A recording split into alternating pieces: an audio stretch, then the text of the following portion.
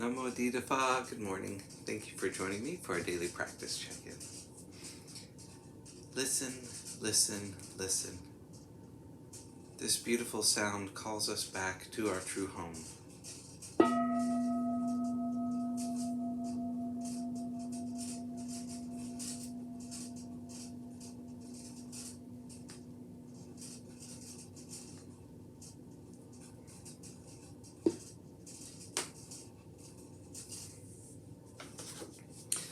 The fourth mindfulness training.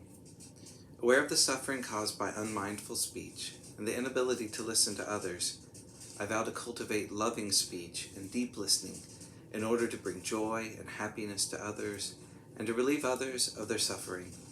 Knowing that words can create happiness or suffering, I'm determined to speak truthfully, with words that inspire self-confidence, joy, and hope. I will not spread news that I do not know to be certain, and will not criticize or condemn things of which I am not sure. I will refrain from uttering words that can cause division or discord, or that can cause a family or the community to break. I'm determined to make all efforts to reconcile and resolve all conflicts, however small.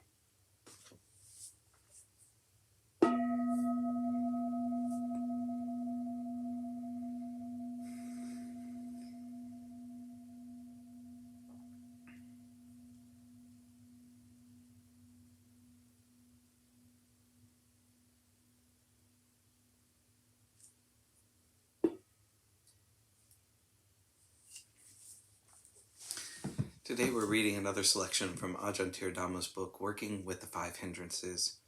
This is a section on understanding sense perception. Awareness of the sense realm, understanding of how sense perception occurs, is one of the themes outlined in the development of mindfulness. And it is a very significant one because that's our interface with reality, the interaction between our subjective world and the objective world. If we understand how this process functions, we can understand how we create our world through the senses, sense consciousness, perception, and thought. Friends, in dependence upon the eye and form, there is the arising of eye consciousness. The meeting of the three is contact. With contact as condition, there is feeling. What one feels, that one perceives. What one perceives, that one thinks about. And what one thinks about, that one conceptually proliferates about. With what one conceptually proliferates about as source, proliferating perceptions and deliberations assail a person with regard to past, present, and future forms, made conscious through the eye and the other senses. An understanding of Buddhist psychology begins with the 6 sense organs: eyes, ears, nose, tongue, body, and the mind as the 6th sense. Then there are the sense objects: sights, sounds, smells, tastes, bodily sensations or touches through the skin and also within the body, and mental objects, thoughts, ideas, images, etc. The third element is contact. The sense organ needs to contact the sense object, otherwise nothing happens. For example, I can't see a Buddha image if it's behind me, so though it's still there, it doesn't exist for me. As long as you see it and tell me about it, I can have a mental sense contact, but I have no visual sense contact with it. And it's not creaking or breathing, so I can't hear it, not to mention smell it, taste it, or touch it. I can only have a mental image of it if you tell me it's there. When the sense organ contacts the sense object, there is sense consciousness, or in formal Buddhist terminology, contact is defined as the coming together of sense organ, sense object, and consciousness. That is, when there is consciousness, one knows that contact has occurred. In Buddhism, consciousness is just the very basic impression that something is there. The word for consciousness in the Pali language is vijnana, from the root vi plus jna. The word jna means knowledge, and vi denotes separation. Thus, vijnana is a separating knowledge, or a bare acknowledging that there is a sense impression. If the impression is strong enough, there arises feeling tone, vedana, which registers it as either approachable, pleasant, threatening, unpleasant, or okay, neutral. Following on, there is sanya, another kind of knowledge, from the root sam plus nya. The sam part of the word denotes together.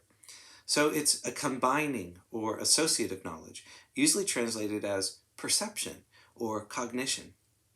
This involves some degree of memory to provide a reference for the associative knowledge to recognize the sense impression and give it a name.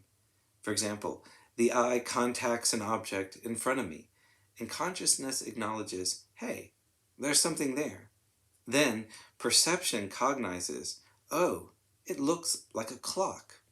Perception frequently leads to thinking about what we perceive. Is it still working? Then conceptual proliferations begin to take over. I wonder how old it is, and possibly spin out of control. Was it made in Japan or China? Or maybe Thailand? The process is very unreliable, and anywhere along it there can be a hiccup. Maybe it occurs at the sense organ. For example, perhaps my eyes are not so good. If I take my glasses off, I can still see, but not very clearly. Or maybe it is the object. Maybe somebody is playing tricks and has turned it upside down so that all I see is some kind of weird shape. There's no recognizable perception. What is that? There's consciousness that something is there, but I can't perceive what it is until I see it at the right angle, or if I'm very clever. But the main point in this sense process is that anywhere along the line, something can go wrong. Perception is very unreliable. To get to the level of a correct perception is very difficult. Your sense organ may be defective. The sense object may be something you don't know. Consciousness may not be registering. Perception may be misperception. We all know about distortions of perception. We must also factor in the distortions, vipallasa, of truth to which the unawakened mind is subject. Our perceptions are filtered through our conditioning, which also includes our own particular defilements. Fundamentally, we are hindered by ignorance and fettered by craving, which prevents us from seeing the way things really are, yata bhuta. Through developing more awareness of the sense sphere, we begin to see more clearly how the perceptual process functions and how the hindrances, unwholesome qualities, and defilements are generated. Ultimately, seeing clearly how impermanent, unsatisfactory, and impersonal the senses and sense objects are, as are the consciousness, contact, and feeling arising therefrom, leads to disenchantment, dispassion, and final liberation.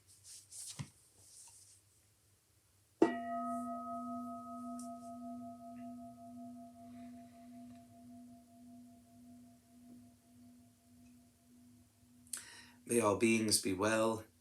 May all beings be happy. May all beings be peaceful. Sadhu, sadhu, sadhu. Thank you for joining me this morning.